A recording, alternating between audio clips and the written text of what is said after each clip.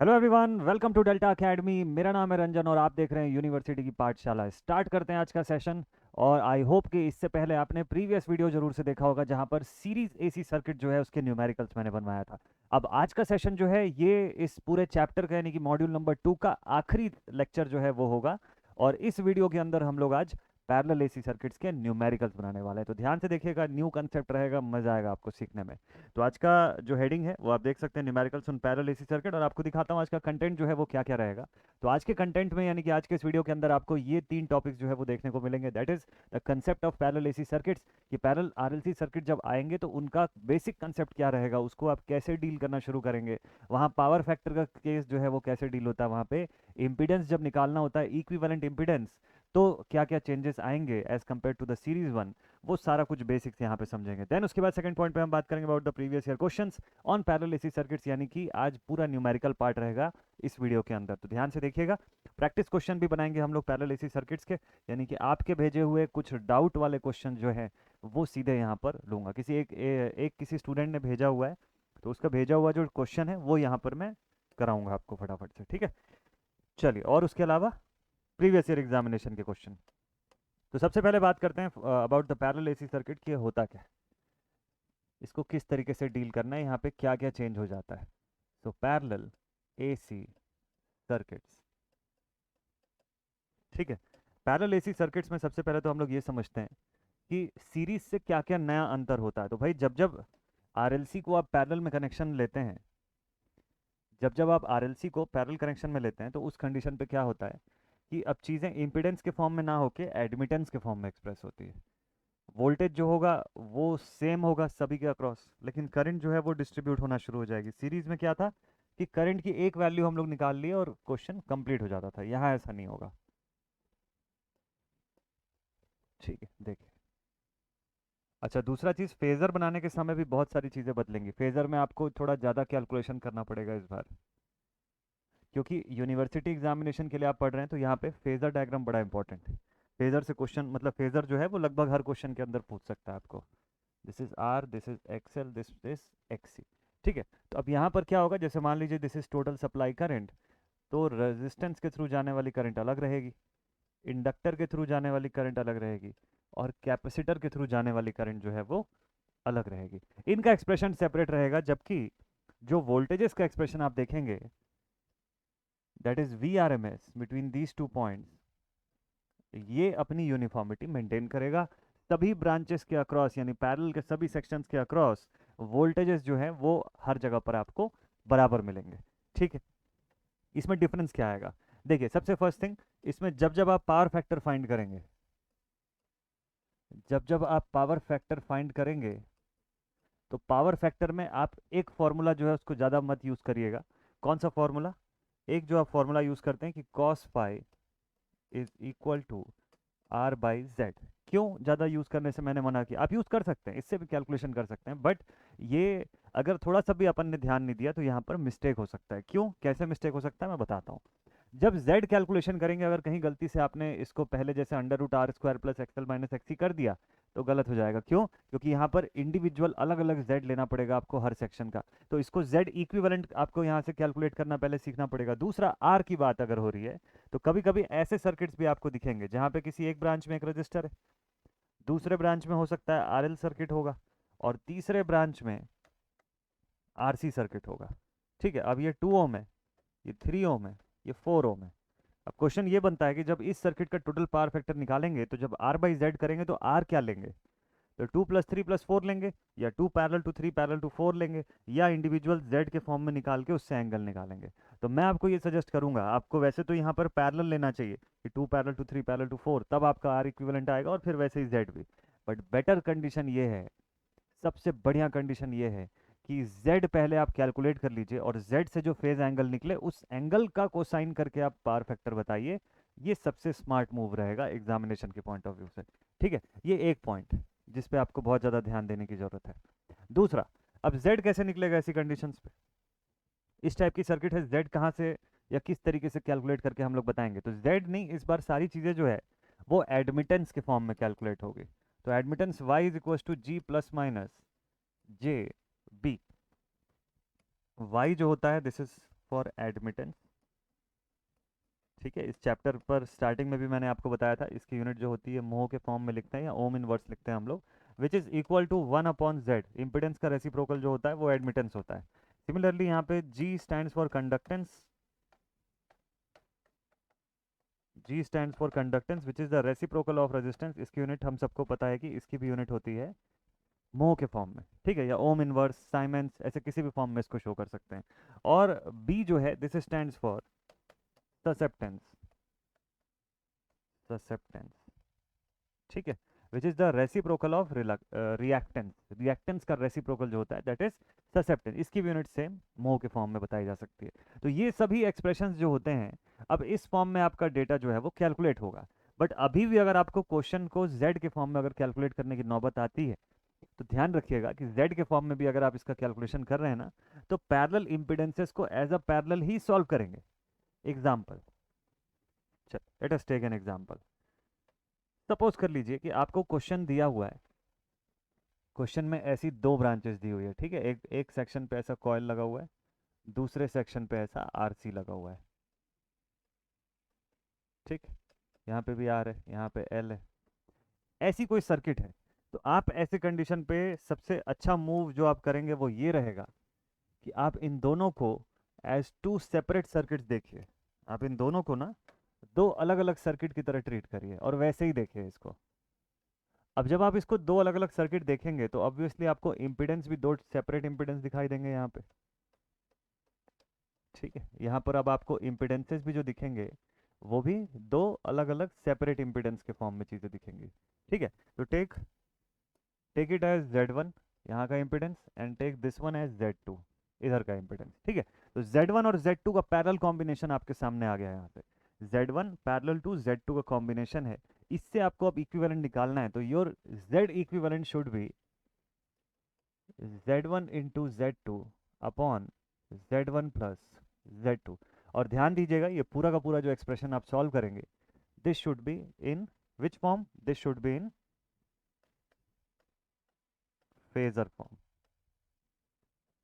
This should be in phasor form. इसको phasor form में represent करना है यार, ये बात आप ध्यान रखिएगा। क्लियर है?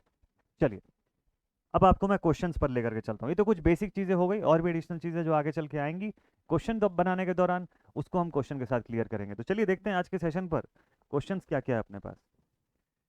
तो भाई एक क्वेश्चन पेपर जो है वो एक स्टूडेंट ने भेजा हुआ है टेलीग्राम पर, है ना, उनका भेजा हुआ क्वेश्चन पेपर है। देखते हैं इसमें क्या क्या सवाल पूछा है। कहाँ का पेपर है भाई? ये जवाहरलाल नेहरू टेक्नोलॉजिकल यूनिवर्सिटी हैदराबाद का पेपर है ये। अच्छा ठीक है, 75 मार्क्स का क्वेश्चन पेपर है। कब का है? BTech first year first semester examination October November 2020 का है। ओके, 2 घंटे का समय लिखा हुआ है। Common to double E C S I T T. अच्छा ठीक है ठीक है ठीक है। केवीएल केसीएल हो गया, ठीक है। दो टाइप के लोड्स का कंडीशन हो गया। Find the real power, reactive power, line current drawn from the supply by the combined load, coil having impedance. कुछ सीरीज के भी क्वेश्चन है, मैं स्पेसिफिकली यहाँ से पैरेलल का क्वेश्चन देख रहा हूँ। आप लोग चाहें तो यहाँ से सीरीज के क्वेश्चन, जैसे कि ये एक सीरीज का क्वेश्चन है, मैं टिक कर देता हूँ।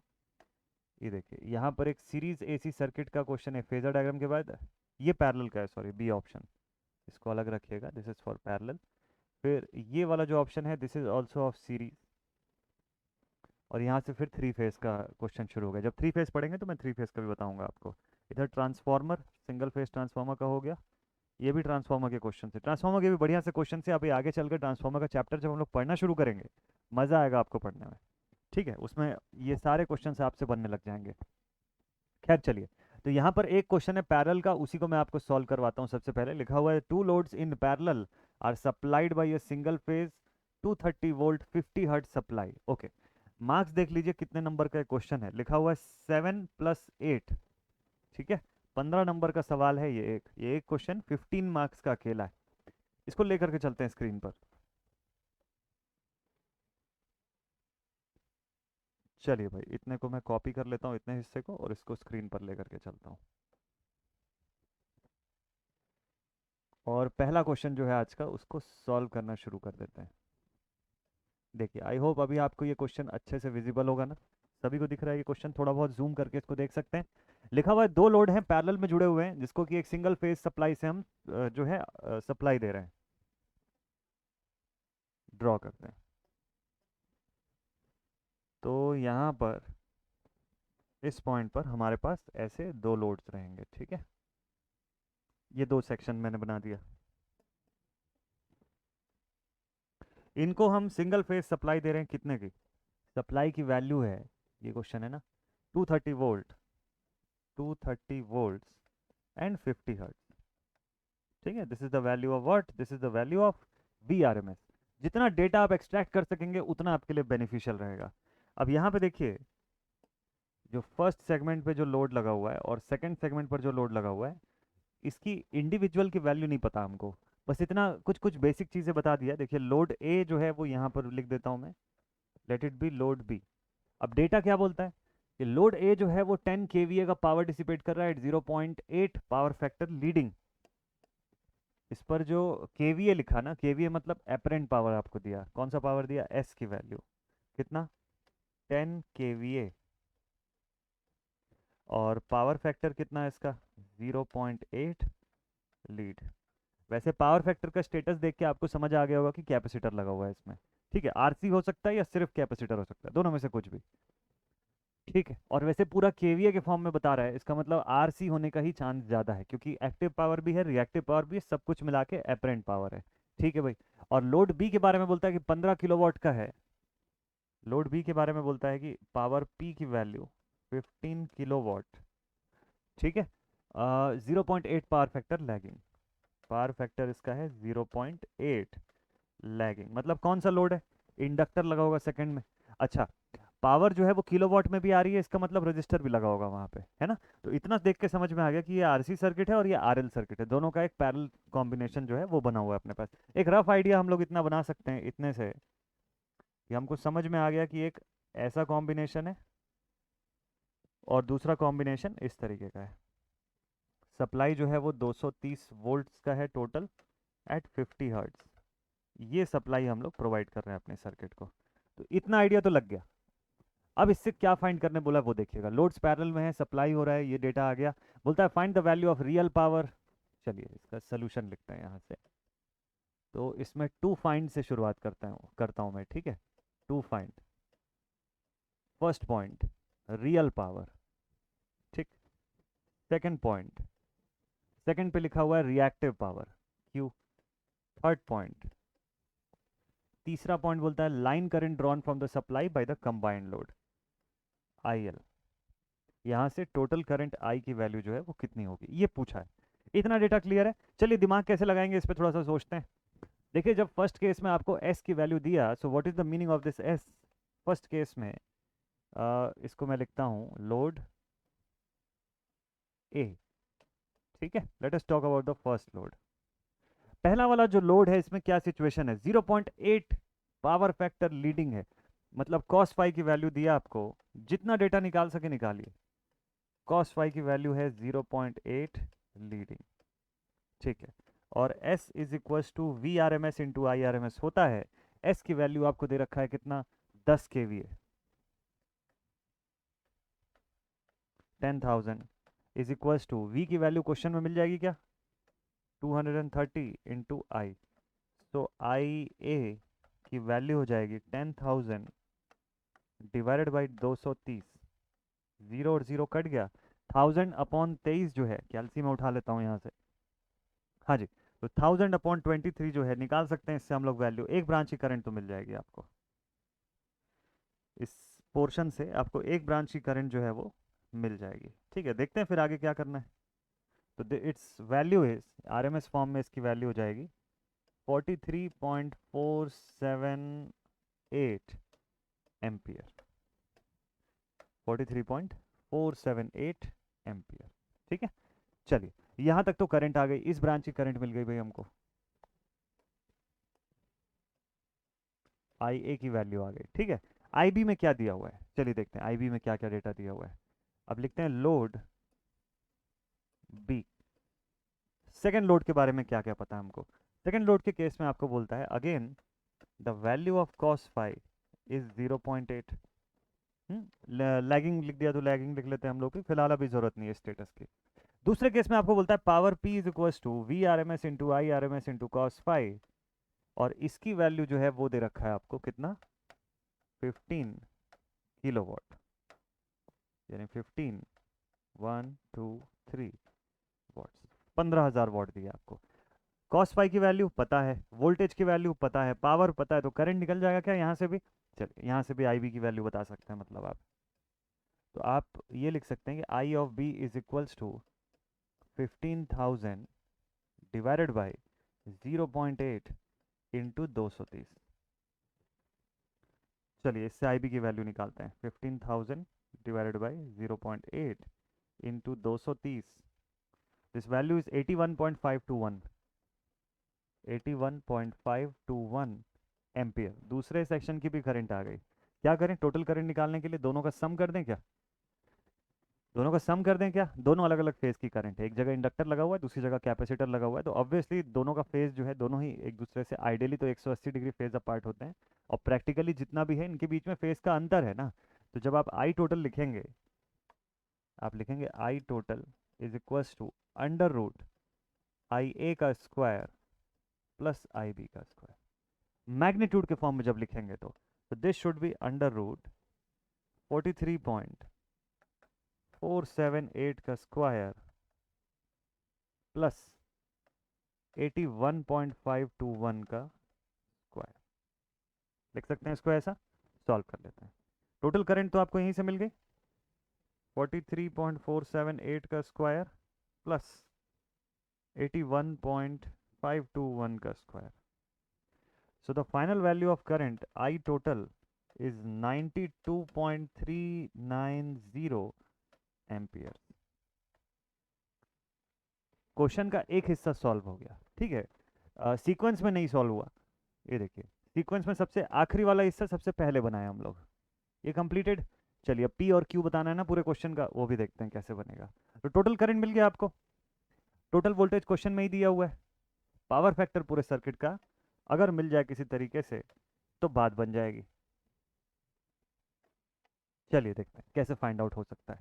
तो ये आ गया अगर, तो अब सोचिए कि क्या आप यहाँ से z की वैल्यू फाइंड कर सकते हैं, हर हर एक ब्रांच की, इंडिविजुअल ब्रांच की z फाइंड कर सकते हैं क्या।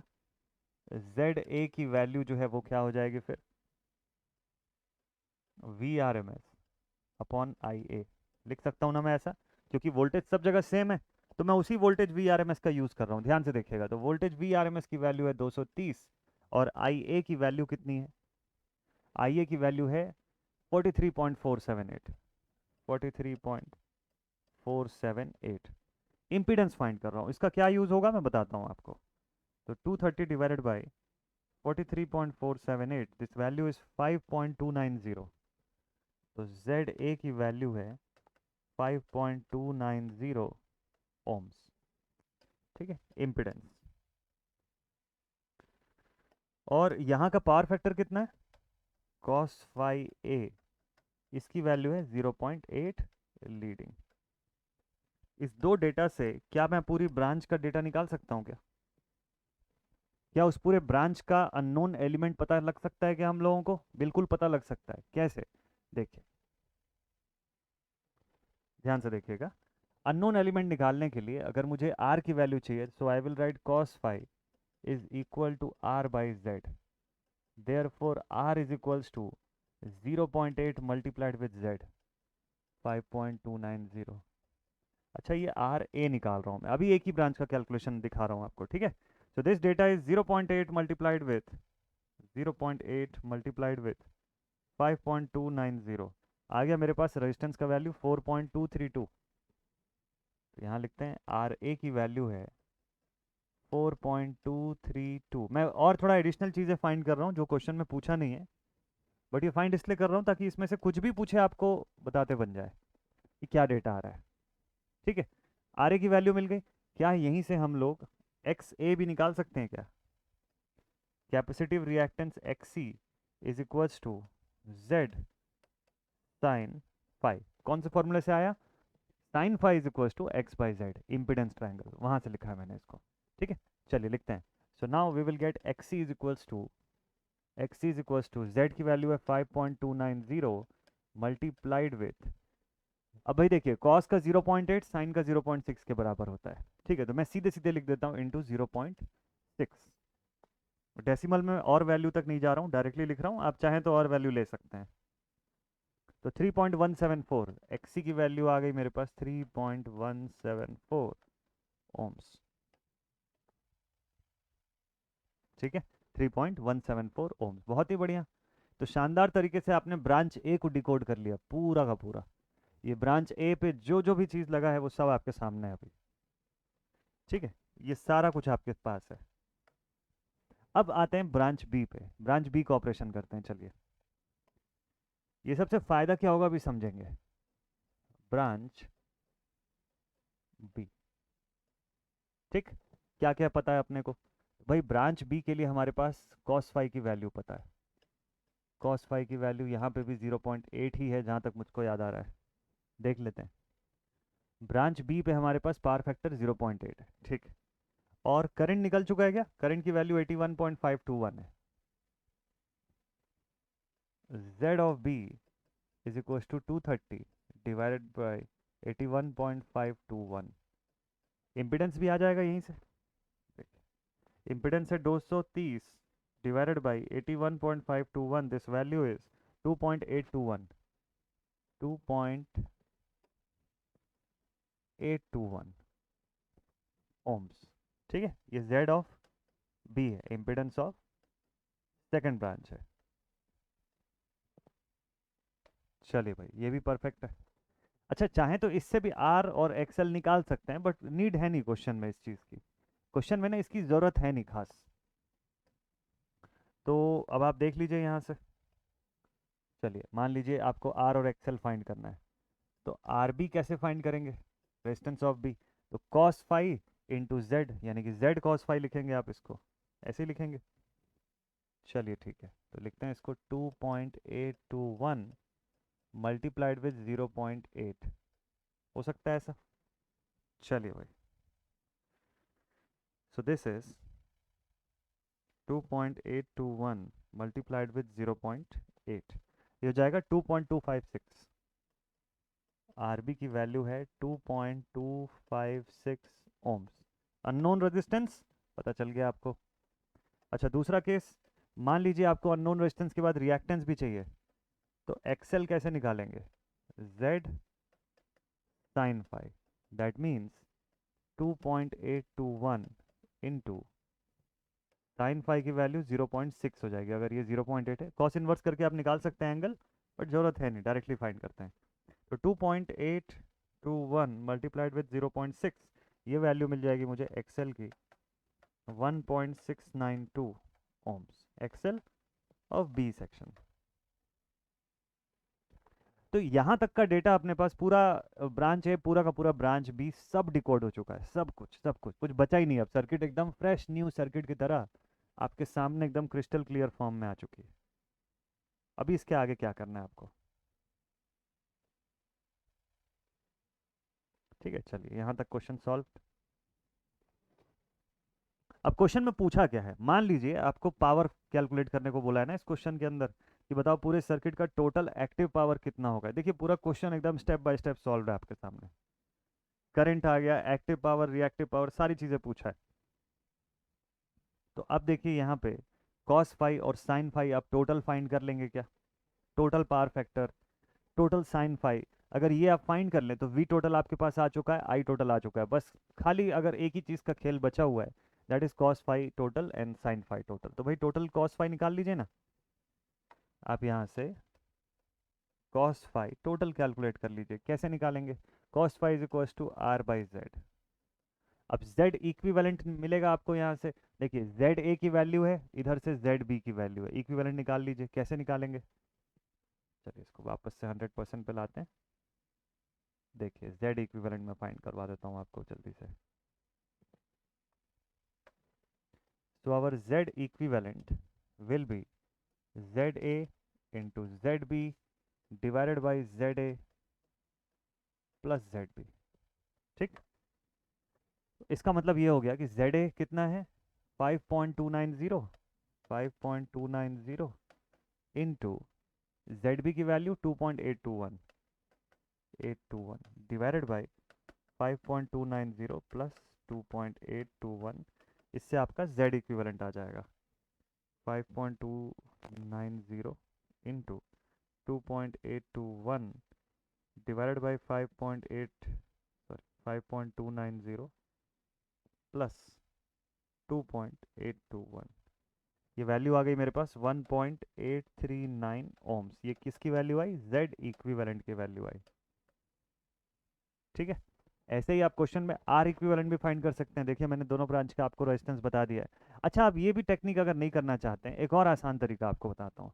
मान लीजिए आपको लगेगा कि सर पावर फैक्टर निकालना तो बड़ा डिफिकल्ट हो रहा है इससे, चलिए ऐसे भी मत सॉल्व करिए, और एक इजी तरीका आपको बताता हूँ। ठीक है, इससे भी बना सकते हैं, Z इक्विवेलेंट हो गया, R इक्विवेलेंट होगा, बन जाएगा क्वेश्चन। लेकिन क्या इससे बेटर कोई तरीका है पावर फैक्टर निकालने का? तो मैंने आपको पहले ही बोला ना कि इस अप्रोच को ज़्यादा मत यूज़ करिएगा पैरेलल के केस में। पैरेलल केस में अच्छा अप्रोच क्या होगा पता है? कि आप इसको थोड़ा सा इस तरीके से देखिए कि आपके पास एक R और XC का सर्किट है और दूसरी तरफ ऐसे कॉयल वाला सर्किट है ना, ऐसा सर्किट है। तो आपके पास जो वैल्यू है वो क्या क्या की है देखिएगा, यहाँ पे 4.232 और XC कितने का है? 3.174। तो इसको अगर मैं फेजर फॉर्म में लिखूं तो क्या दिखेगा मुझको? फेजर फॉर्म में मैं लिख सकता हूँ Z1 is equals to 4.232 minus 3.174 J ohms, ये दिखेगा आपको Z1। अब आप फेजर फॉर्म में यहाँ से सॉल्व करिए, देखिए फेज एंगल कितना आसानी से आएगा आपके सामने, देखिएगा फेज एंगल कितना। इसीलिए मैं आपको पूरा R और XL XC पूरा निकलवाया, ताकि आपको मैं फेजर फॉर्म में बता सकूं ये पूरा डेटा। आप चाहें तो वैसे भी आप सॉल्व कर सकते हैं कि cos phi is equals to R by Z करके, और R इक्विवेलेंट निकाल लीजिए, Z इक्विवेलेंट निकाल लीजिए, उसके लिए भी आपको R चाहिए होता। ठीक है, बट और अच्छा तरीका है कि फेजर फॉर्म में सॉल्व कर दीजिए पूरे को। Z2 को भी लिखिए ऐसे ही, देखिए Z2 को आप क्या लिखेंगे? R प्लस JXL मतलब 2.256, this will be 2.256 plus 1.692 J ohms. अब ये जो दोनों इंपिडेंस आए ना, इनको करिए आप Z इक्विवेलेंट के फॉर्म में सॉल्व। इस सर्किट को हटा दीजिए अभी के लिए, इनको आप करिए Z इक्विवेलेंट के साथ के हिसाब से सॉल्व, और इसका जब पोलार कन्वर्जन करेंगे तो फेज एंगल मिल जाएगा आपको। वही फेज एंगल आपको कोसाइन और साइन दोनों के एंगल में काम दिलाएगा। देखिए कैसे। अब मैं लिखता हूँ यहाँ पे दोबारा से कि therefore Z equivalent is equals to ZA into ZB upon Z of A plus Z of B। तो इस वैल्यू का आंसर जो है, इसको देखते हैं, एक साथ सॉल्व कर दीजिएगा पूरे को, ब्रैकेट लगा के proper. 4.232 minus 3.174 iota into 2.256 plus 1.692 iota divided by 4.232 minus 3.174 iota plus bracket में, सॉरी ब्रैकेट में 2.256 प्लस 1.692 आयोटा। अभी करते हैं ब्रैकेट क्लोज। ठीक है, और जो रिजल्टेंट आया उसको पोलार में कन्वर्ट करिएगा। देखिएगा आपको मैं आंसर बता रहा हूँ, बहुत डायरेक्ट वे में आपका आंसर आएगा। लिखा हुआ है यहाँ पे 2.241 at an angle 12.866 degree ohms. ये निकाल के मुझे Z टोटल से कोई मतलब है नहीं, क्वेश्चन में पूछा भी नहीं है Z टोटल। मुझे किससे मतलब है पता है? मुझे इस एंगल से मतलब है। क्यों? क्योंकि जब मुझे एक्टिव पावर और रिएक्टिव पावर बताना होगा सर्किट का, तो जो टोटल फेज एंगल पूछेगा वो यही है, यही फेज एंगल है। मिल गई मुझे यहाँ से फेज एंगल की वैल्यू। अब मैं सॉल्व करता हूँ, तो अब मेरे पास सर्किट का फाई टोटल कितना मिल रहा है? This is 12.866। Z टोटल आ गया है, बट इसको अलग से हाईलाइट करने का कोई खास मतलब बनता नहीं है, क्योंकि Z टोटल तो पूछा ही नहीं है क्वेश्चन में। ठीक है, तो मुझे उससे मतलब भी नहीं, मुझे फाई टोटल से मतलब। अब मेरे क्वेश्चन में जो पूछा, अब उसका फाइनल आंसर देने का समय आ गया है। तो क्वेश्चन में मुझसे पूछा था फर्स्ट पॉइंट पर कि बताइए एक्टिव पावर कितना होगा। Power is equal to V R M S, पूरी सर्किट का टोटल एक्टिव पावर पूछा, ठीक है। तो आप इसको ऐसा लिखिए, V R M S I R M S cos phi, ठीक है। वी आर एम एस कितना है आपके पास, 230 है। क्वेश्चन में I R M S total कितना है, देखिए वो भी फाइंड किए होंगे हम लोग कहीं ना कहीं। सर्किट का टोटल करंट है 92.390, इट इज 92.390 और मल्टीप्लाइड विथ कॉस फाई, यानी कि कॉस ऑफ 12.866, कॉस ऑफ 12.866। चलिए सॉल्व करते हैं। This is 230 multiplied with 92.390 multiplied with cos of 12.866। Final answer कितना आ रहा है, तो पावर की वैल्यू आ रही है 20716.194, मतलब 20 किलोवाट का पावर जो है वो आ रहा है, या फिर 20.7 किलोवाट्स। एक आंसर आ गया आपके क्वेश्चन का, एक पार्ट क्वेश्चन का यहीं पर कंप्लीट हो गया। This is the answer. Now the second part of the question, ध्यान से देखिएगा, क्वेश्चन का सेकंड पार्ट का भी आंसर यहीं पे है। सेकंड पार्ट में आपको बोलता है कि Q की वैल्यू बताओ, रिएक्टिव पावर। तो रिएक्टिव पावर का एक्सप्रेशन होता है V R M S I R M S sine phi, ठीक है। तो वी आर एम एस मतलब same thing 230, I R M S का मतलब क्या हो जाएगा, आई आर एम एस मतलब 92.390, और साइन फाई की वैल्यू मतलब साइन ऑफ 12.866, साइन ऑफ 12.866। चलिए लेट्स सी, ये आ गया 230 into 92.390 into sine of 12.866। Final answer कितना, 4371। क्यू की वैल्यू 4371, सॉरी मैंने उल्टा लिख दिया, 4731 आ रहा है, 0.70 VAR, यही वैल्यू पूछा था आपको। तो P और Q दोनों की वैल्यू पूछा था, दोनों की वैल्यू जो है वो आ चुकी है आंसर में। एक्टिव पावर का कैलकुलेशन मैं एक बार दोबारा कर लेता हूँ कि कहीं कोई डेटा मिस्टेक तो नहीं हुआ है ना। 92.390 मल्टीप्लाइड विथ कॉस ऑफ 12.866, ठीक, डेटा एब्सोल्युटली राइट है। और यहाँ पर भी देख लूँ मैं, 230 इंटू 92.390 इंटू साइन ऑफ 12.866, 4731, ठीक। तो पूरा का पूरा क्वेश्चन आपका इसी के साथ होता है सॉल्व। ये क्वेश्चन 15 नंबर का क्वेश्चन था। ऑब्वियसली इस क्वेश्चन में समय लगना था, लेकिन अगर आपका कैलकुलेशन फास्ट है, अगर आपको ये चीज़ें जल्दी जल्दी समझ में आ रही हैं, कि जो जो जिस भी तरीके से मैंने बताया हुआ है, अगर वो सारे के सारे मेथड्स आपको प्रॉपर क्लियर हुए हैं, ठीक है, कि मैंने कैसे सॉल्व किया। अप्रोच लाइन एक बार आपको दोबारा बता रहा हूँ, ध्यान से देखिएगा। इसका अप्रोच लाइन ये है कि सबसे पहला काम आप ये करिए कि दोनों लोड्स के फॉर्म में, दोनों अननोन लोड्स के फॉर्म में पहले इसको ड्रॉ कर लीजिए। आपको जो जो भी डेटा दिखा है उसको रख दीजिए यहाँ पे, ठीक है।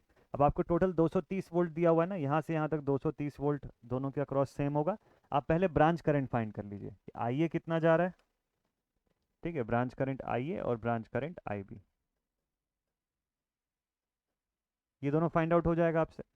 अब ये दोनों फाइंड आउट हो गया तो दोनों के हेल्प से, यानी कि वोल्टेज और इस करंट के हेल्प से आपको ब्रांच का वोल्टेज, वोल्टेज तो नहीं, ब्रांच का इंपीडेंस जो है वो दोनों जगह पता लग जाएगा। इंपीडेंस पता लगा तो cos phi is to R by Z, sine phi is to X by Z, दोनों के हेल्प से आप आर और एक्स की वैल्यू हर ब्रांच का पता लगा के छोड़ दीजिए इसको। इतनी दूर तक अब आपको क्लैरिटी आ गई कि सर्किट में एलिमेंट्स क्या क्या लगे हुए हैं। दोनों एलिमेंट्स को एज ए इंडिविजुअल ब्रांच, या दोनों इंडिविजुअल ब्रांचेस का इंपीडेंस Z1 इंपीडेंस Z2 इस फॉर्म में एक्सप्रेशन बनाइए, रेक्टेंगुलर फॉर्म में। उस रेक्टेंगुलर एक्सप्रेशन को पैरेलल में सॉल्व कर दीजिए, Z1 into Z2 upon Z1 plus Z2 करिए। उससे जो आंसर आएगा वो आपको फेज एंगल दिलाएगा पूरी सर्किट का। उस फेज एंगल के हेल्प से अब आप एक्टिव पावर, रिएक्टिव पावर, सारी चीज़ें बता सकते हैं यहाँ से। तो ये था एक बढ़िया सा क्वेश्चन, एक बड़ा क्वेश्चन था। और इस क्वेश्चन को लेने का मकसद भी यही था कि आपको ज़्यादा से ज़्यादा चीज़ें मैं एक ही क्वेश्चन के अंदर बता सकूं, कि क्या क्या फाइंड करना पड़ सकता है, वो सब कुछ आप एक क्वेश्चन के हेल्प से सीख सकें, ठीक है। तो ये एक क्वेश्चन था, ऐसे सीरीज का क्वेश्चन है, इसको बना करके देखिएगा। लिखा हुआ है coil having an impedance of 2 henries connected in series with a resistance of इतना and a capacitor of 50 microfarad, the whole combination is connected to a 200 volt variable frequency supply. तो क्वेश्चन बोलता है कि determine the resonant frequency. Resonant frequency का formula आपको पता है, current in the circuit at resonance, current maximum पे चली जाती है, तो जो करंट निकालेंगे उसका पीक कैलकुलेट कर लीजिएगा, और corresponding voltage developed across the capacitor, ठीक है। इसको आप लोग बना लेंगे, बना के देखिएगा, नहीं बनेगा पूछिएगा डाउट। चलिए अब आपको नेक्स्ट क्वेश्चन पर लेकर के चलते हैं और देखें। यूटीयू का क्वेश्चन है, उत्तराखंड टेक्निकल यूनिवर्सिटी का क्वेश्चन 2018 का पेपर है। लिखा हुआ है coil of 3+4j ohms is connected in parallel with an impedance of 4-6j ohms across a supply of 300 volt 50 hertz. इतनी सारी चीज़ें कैलकुलेट करनी है। ये एक ही क्वेश्चन में सारा का सारा पूरा जितना जो डिटेल पूछ सकता है सब डिटेल पूछ लिया है। ठीक है, तो अच्छा रहेगा इसी एक क्वेश्चन को एज ए एग्जाम्पल मैं आपको और सॉल्व करवा देता हूँ। आप देखिएगा आपको इससे और अच्छी क्लैरिटी आ जाएगी। एक क्वेश्चन बना चुके हैं, एक और बनाइए। चलिए देखते हैं।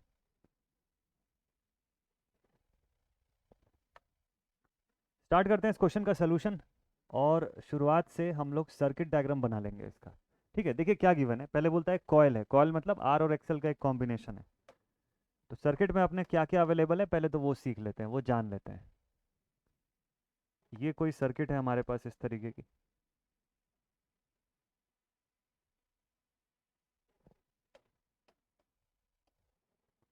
इसमें यहाँ से सप्लाई लाने के लिए मैं जगह छोड़ देता हूँ। यहाँ एक रजिस्टर, यहाँ पे कोई इंडक्टर वगैरह होगा या कैपेसिटर होगा। इधर भी एक रजिस्टर है, इधर कैपेसिटर है। ठीक, चलिए ड्रॉ करते हैं। रजिस्टर और क्या है फिर, इंडक्टर है। 4J जो लिखा हुआ है। दूसरे केस में क्या है, वहां पर भी एक रजिस्टर है लेकिन -6J बोलता है, मतलब 6 ओम्स का कैपेसिटर लगा हुआ है। ठीक है, तो रजिस्टर की वैल्यू यहाँ पे कितनी, 3 ओम्स। इसकी वैल्यू कितनी, J4 ओम्स। वैसे ही इधर रजिस्टर की वैल्यू 4 ओम्स और कैपेसिटर की वैल्यू -6J ओम्स। इतना डेटा क्लियर। फिर हमारे पास यहाँ पे 300 वोल्ट की सप्लाई है एट 50 हर्ट्ज। तो मतलब क्वेश्चन को पढ़ते पढ़ते ही आपका सर्किट डायग्राम जो है वो भी क्रिएट हो गया। ये तो समझ गए आप पूरा। तो इम्पिडेंस का डेटा आपको इंडिविजुअल दिया हुआ है, उससे आप समझ गए पूरा का पूरा खेल। क्या क्या पूछता है आपको, सबसे पहले बोलता है टोटल इम्पिडेंस बताओ कितना है। ठीक है ना।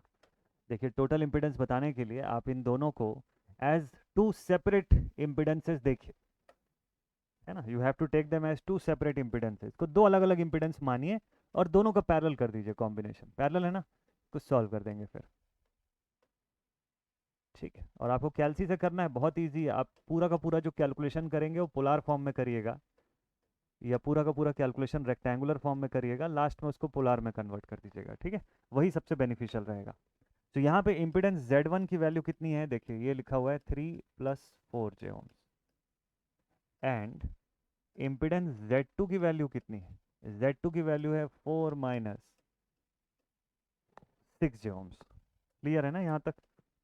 अच्छा भाई, तो ये रहा आपका Z1, this is your Z2। अब जरा Z टोटल फाइंड कर लीजिए, Z इक्विवेलेंट, यानी Z1 into Z2 divided by Z1 plus Z2। ठीक है, चलिए सॉल्व करते हैं। कैलसी उठाइए फटाफट से, जैसा लिखा हुआ है एज इट इज लिख दीजिए। हम लोगों ने पढ़ा हुआ है ना फेजर अलजेब्रा के समय, मैंने आपको बताया था कि अगर आप मल्टीप्लिकेशन या डिवीजन ऑपरेशन परफॉर्म करते हैं तो इन बोथ द केसेस आपकी क्वांटिटीज का पोलार फॉर्म में होना ज़रूरी है। लेकिन अगर यही ऑपरेशन आप कैलकुलेटर में परफॉर्म कर रहे हैं तो उसकी कोई ज़रूरत नहीं। कैलकुलेटर की प्रोग्रामिंग ऐसी रहती है कि आप उसको इनपुट रेक्टेंगुलर भी दोगे तो भी वो बाहर आपको अपना कैलकुलेशन प्रॉपर पोलार में कंसिडर करके आपको बाहर आउटपुट जो है वो जिस भी फॉर्म में सेट है उस फॉर्म में दे सकता है आउटपुट। तो डायरेक्टली सॉल्व करिए, इस फीचर का यूज़ करिए। 3+4J इंटू, ब्रैकेट लगा के बस यूज़ करिएगा, 4-6J divided by 3+4J plus 4-6J।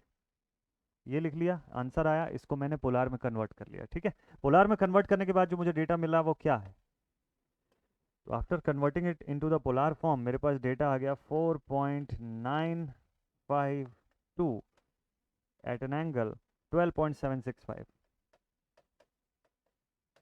ये मेरे पास आ गया Z total, this is my Z equivalent या Z टोटल 4.952। अब देखिए इसी से आपको फेज एंगल भी मिल गया, अलग से कैलकुलेट करने की ज़रूरत नहीं है अब आपको। This is our phase angle, जहाँ जहाँ जरूरत पड़ेगी इसी फेज एंगल को यूज़ करेंगे हम लोग। ठीक है, एक data completed. Now what is next, supply current. चलो सप्लाई करंट भी फाइंड करते हैं। तो क्वेश्चन का सेकंड पार्ट जो है वो शुरू होता है यहाँ से, we will have to find the value of supply current. Value of supply current. ठीक है, ये कैसे पता करेंगे?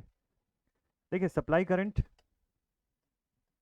आई R M S is equals to V R M S total divided by Z total.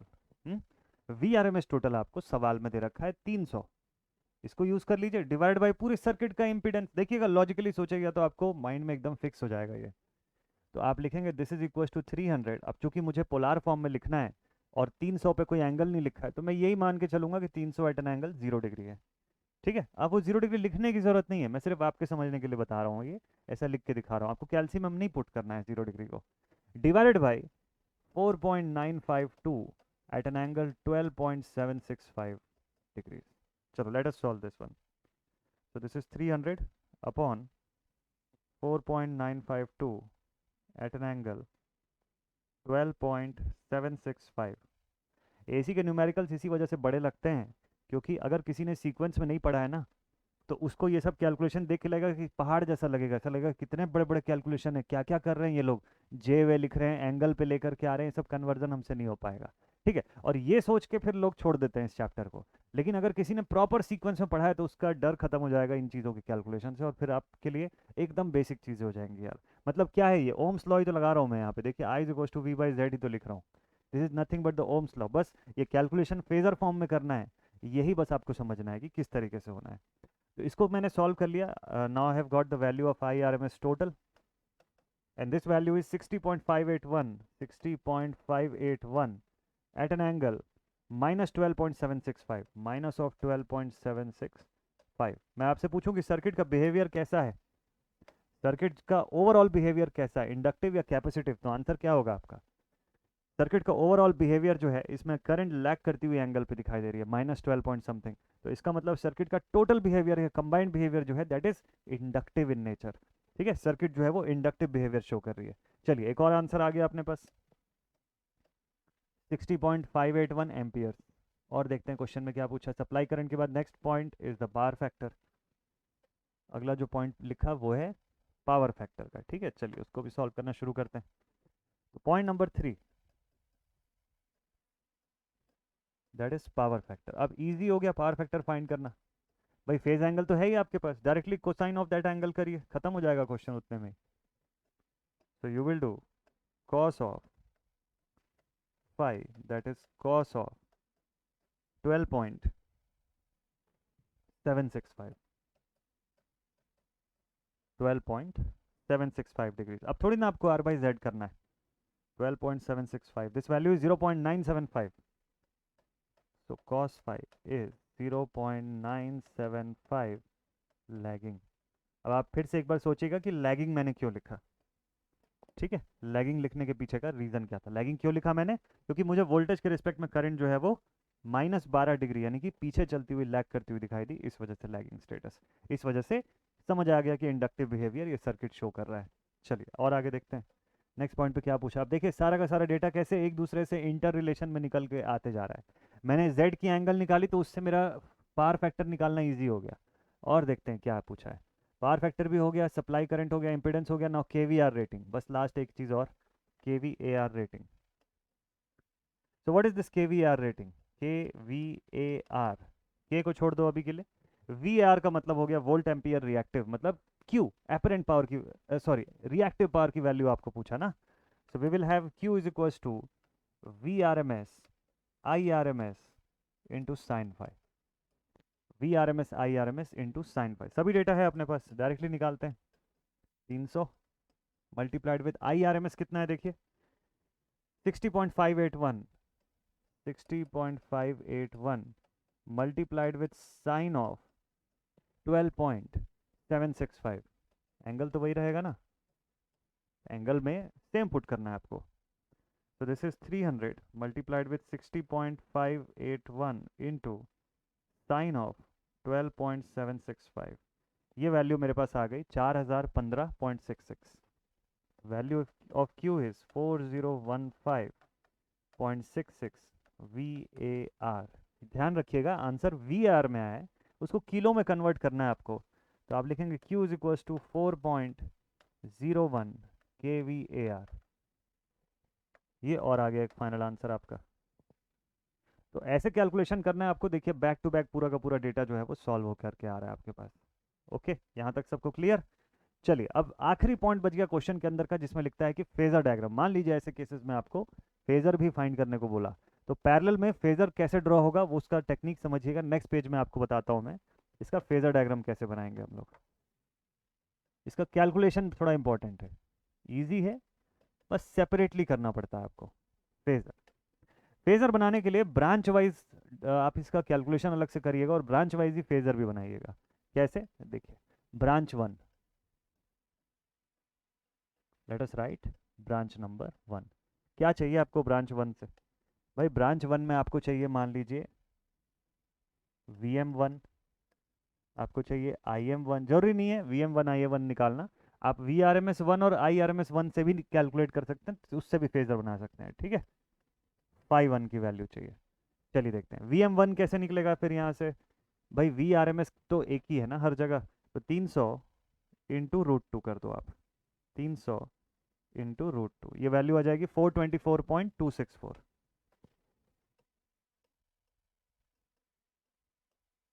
Volts. ठीक, व्हाट अबाउट IM1? तो भाई branch current कितनी जा रही है, ब्रांच करंट कैसे निकालेंगे? तो ब्रांच करंट निकालने के लिए आप लिखेंगे VRMS1 बाई Z1, और फिर जो आंसर आएगा उसको रूट टू से मल्टीप्लाई कर दीजिएगा, तो आपको IM1 मिलेगा। कैसे, देखिए VRMS1 कितना है, 300 है, और डिवाइडेड बाई Z1 कितना है। चलिए बैक पेज पे चलते हैं। Z1 की वैल्यू आपके पास है 3+4J डिवाइडेड बाई 3+4J। ठीक है, तो डिवाइड कर दिया, अपने पास वैल्यू आ गई। देखिए कितनी वैल्यू आ गई, ये वैल्यू आई 60 at an angle, 60 at an angle -53 point something, -53.1। ठीक है, अब इस डेटा को रूट टू से मल्टीप्लाई कर दीजिए, तो आपका IM आ जाएगा। एंगल से कोई मतलब है नहीं, डायरेक्टली उसको मल्टीप्लाई करिए, 60 इंटू रूट टू, ये वैल्यू आ गई 84.852। ये केवल इसलिए करना पड़ रहा है क्योंकि हम मैक्सिमम के फॉर्म में लिख रहे हैं फेजर के लिए। ठीक है, आप चाहें तो RMS के फॉर्म में लिख सकते हैं। और एंगल देखिए मुझे यहीं से मिल गया, कितने का, -53.1 डिग्री का। मतलब इतना समझ में आ जाता है कि करंट जो है वो लैग करती हुई दिखाई देगी मुझे वोल्टेज के रिस्पेक्ट में। ठीक, ब्रांच 2 का कैलकुलेशन करते हैं जल्दी। तो now second, that is branch 2, branch number 2। देखिए इसमें क्या क्या है, यहाँ पे हमको चाहिए VM2, फिर हमको चाहिए IM2, फिर हमको चाहिए φ2। VM2 की वैल्यू कितनी हो जाएगी, सेम ही रहेगी ना, क्योंकि VRMS तो बदला नहीं, तो VM2 भी तो सेम आएगा। This should B 424.264 volts.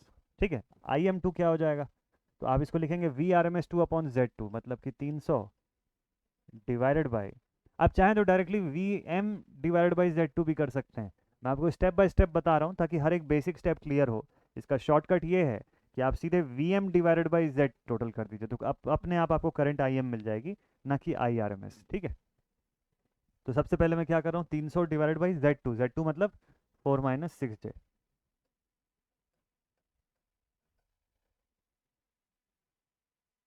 300 divided by 4 - 6 iota, तो ये वैल्यू मेरे पास आ गई 41.602 एट एन एंगल 56.309। मतलब करंट जो है वो मुझे लीड करती हुई दिखाई दे रही है as with respect to the voltage. ठीक, φ2 की वैल्यू देखिए इसी से मिल गई, कितने का एंगल है, 56.309 डिग्रीज का। ठीक है, इतने का एंगल है, तो पूरा डेटा आ चुका है। अब देखिए फेजर कैसे बनेगा इसका। तो सबसे पहले फेजर में बेसिक रेफरेंस वाली लाइन जो है उसको ड्रॉ करते हैं। फेजर में बेसिक लाइन जो है रेफरेंस वाली, उसे पहले बना लेते हैं। ठीक है, चलिए फेजर में सबसे पहले तो VM ड्रॉ कर लेता हूँ मैं। VM की वैल्यू है 424 पॉइंट समथिंग, ये बना लिया हम लोग यहाँ। इसके नीचे क्योंकि VM1 और VM2 दोनों एक ही है, VM1 is equal to VM2 is equal to 424.264। ठीक है, VM1 VM2 दोनों लिख लिए। अब करंट IM का क्या सीन है, तो पहला वाला जो करंट है वो अपने वोल्टेज से 53 डिग्री पीछे चल रहा है। फर्स्ट वाली करंट अपने वोल्टेज से 53 डिग्री के एंगल पे पीछे चल रही है। और मैग्नीट्यूड वाइज कितनी है, देखिए इसकी मैग्नीट्यूड है 60 या 84.852 पीक पे अगर देखा जाए तो 84.852 एम्पियर इसकी मैग्नीट्यूड है। और एंगल में कितना पीछे है ये, यहाँ से यहाँ तक का एंगल 51, जिसकी मैग्नीट्यूड है 53, यहाँ माइनस मत लिखिएगा, 53.1 डिग्री। यहाँ तक समझ आया आपको कि मैंने क्या किया, सबसे पहले पहले ब्रांच का जो डेटा था उसको लिख दिया कि अपने VM1 से IM1 जो है वो 53 डिग्री नीचे चल रही है, लैग करता हुआ दिखा दिया। अब मैं आ गया ब्रांच 2 के डेटा पर। तो ब्रांच 2 पे देखिए मेरे पास इस VM2 से करंट जो है वो लीड करती हुई दिख रही है, और वो भी कितना लीड करती हुई दिखाई दे रही है, तो एंगल है 56 का लेकिन मैग्नीट्यूड में छोटा है। तो 56 का एंगल लेकिन मैग्नीट्यूड में IM1 से छोटा करंट मुझे यहाँ पे दिखाना है। तो मैं लिखूंगा IM2 जिसकी वैल्यू है 41.6। अच्छा ये देखिए मैंने 41.6 जो लिखा है ना, ये RMS है। इसको अभी √2 से मैंने मल्टीप्लाई नहीं किया, अभी इस पूरे डेटा को √2 से भी मल्टीप्लाई करिएगा तब एक्चुअल में सही आंसर आएगा। तो वो मैं कर देता हूँ 41.602 इंटू √2, ये वैल्यू आ जाएगी 58.83, 58.83 एम्पियर। ठीक है, और एंगल तो उतने का उतना ही रहेगा, तो इसलिए एंगल से कोई घबराहट नहीं है। तो 58.83 जो है वो लिखिएगा आप यहाँ पे। अगर सबको पीक के फॉर्म में लिख रहे हैं तो पीक ही लिखिएगा, ऐसा नहीं कि आधा RMS में आधा पीक में, उससे कोई मतलब नहीं है। तो दिस वैल्यू इज 58.834 एम्पियर। और यहाँ से यहाँ तक का एंगल देखिए, अब इस बार करंट लीड कर रही है कितने एंगल से, 56.309 डिग्री। तो अब आपके पास जो कंबाइंड फेजर आएगा it should be like that. तो अब देखिए ये जो है this is the value of IM1, और IM1 की वैल्यू कितनी आ रही है 84 के अप्रॉक्स है, IM2 की कितनी है 58 है। तो लाइन के लेंथ में भी अंतर आपको दिख रहा होगा यहाँ पे, एकदम क्लियरली दिखेगा कि देखिए सर लाइन के लंबाई में भी दोनों के अंतर है। क्यों लंबाई में अंतर है, क्योंकि मैग्नीट्यूड में डिफरेंस था। फेज एंगल वाइज देखिए IM2 अपने VM2 से लीड कर रही है, वो मैंने यहाँ दिखा दिया। IM1 अपनी VM1 से लैग कर रही है, वो भी मैंने शो कर दिया। तो फेजर में करना वही है आपको, जैसे आप सिंगल फेज के क्वेश्चन या सीरीज के क्वेश्चन जैसे बना रहे थे, आपको बनाना सीरीज के क्वेश्चन जैसा ही है, बट उसको चूंकि पैरेलल में दोनों ब्रांचेस का कॉम्बिनेशन है तो दोनों को एक साथ कंबाइंड करके शो करना है। यही टेक्निक है पूरा का पूरा पैरेलल के क्वेश्चंस को डील करने का। सो आई होप कि ये क्वेश्चंस को सॉल्व करने के बाद अब आपसे पैरेलल वाले क्वेश्चन जो है वो बनने लग जाएंगे। आपको मैं एक होमवर्क क्वेश्चन देने जा रहा हूँ, ये होमवर्क क्वेश्चन आप जरूर से सॉल्व करके देखिएगा। ये देखिए ये आपका अगला क्वेश्चन है and this is your homework question. इसको आपको खुद से बनाना है, CSV 2020 का क्वेश्चन है ये। तो this is for your assignment, इसको आप बनाइए, सॉल्व करके देखिए, टेक्निक लगाइए इसके ऊपर। सिंगल फेज में सारे टेक्निक्स आपने सीखे हुए हैं। सप्लाई वोल्टेज आपको दे रखा है इस फॉर्मेट में, पैरेलल नेटवर्क है, एक ब्रांच का इंपीडेंस दिया हुआ है और दूसरे ब्रांच का इंपीडेंस दिया हुआ है। ठीक है, अब आपको करंट ड्रॉन भी बता दिया कि इतनी करंट ड्रॉन हो रही है, ये सारी वैल्यूज आपको इसके अंदर फाइंड करनी है। ठीक है, तो ये सेशन अब आज का यहीं पर एंड अप करता हूँ। नेक्स्ट वीडियो पे नया चैप्टर मॉड्यूल नंबर 3 स्टार्ट होगा। तो चलिए मस्त से प्रैक्टिस करते रहिए, मिलते हैं आप सभी से नेक्स्ट वीडियो में। Till then stay connected and thank you so much all my dear students for joining this session. जय हिंद।